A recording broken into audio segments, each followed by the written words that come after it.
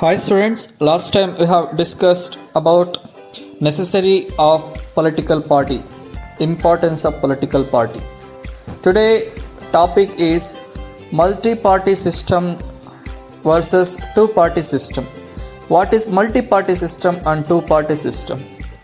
Okay, multi-party system means so many parties stand for election. Two-party means only two parties stand for election. Sometimes that is single also. For example, in China, the country China, there is a single party. Okay, there is undemocratic system that is called. There is no free for other parties to stand for election. Only choice for only one party, that is called Communist Party, can stand for election in China. Okay, example China. But in some countries, there are two parties also stand. Example US. Okay, what their power is share, or the power is changed between two important parties. They only do the major turning point in election. Okay, for example, Republic Party, Federal Party, some parties names are there in United States of America. Okay, like this some countries are, of course, in United Kingdom also, what two party system. There is a two major parties there. They only do the major role. Okay, there is no other party stand in election, or they won't show their power. Only two parties. Okay, if more than two parties have a reasonable chance of coming to power either on their own strength or in alliance with others, we call it a multi-party system. Means more than two parties, 3, 4, 5, 10. Example, in India, there are 100 of parties are there in India. So India is an example of multi-party system. Means so many parties. Got it?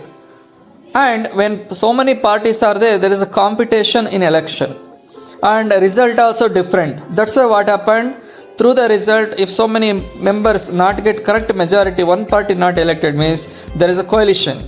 We know that what is coalition or friendship.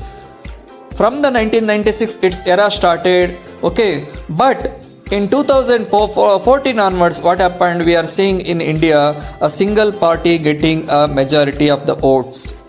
Okay, what Modi government comes, there is a trend change. 2014 onwards, a single party only getting a magic number and getting the citizen of Indian support. Okay, this is trend change. Like that, different countries having different types of what political party system. Okay, India is an example of multi-party system. Means so many political parties can stand for election. They can represent their area, places.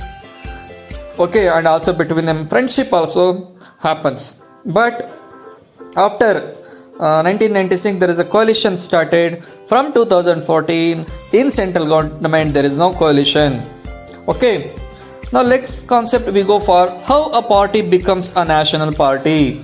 So many political parties are there. Some are considered as a national party, some are considered as state party, local party, like that.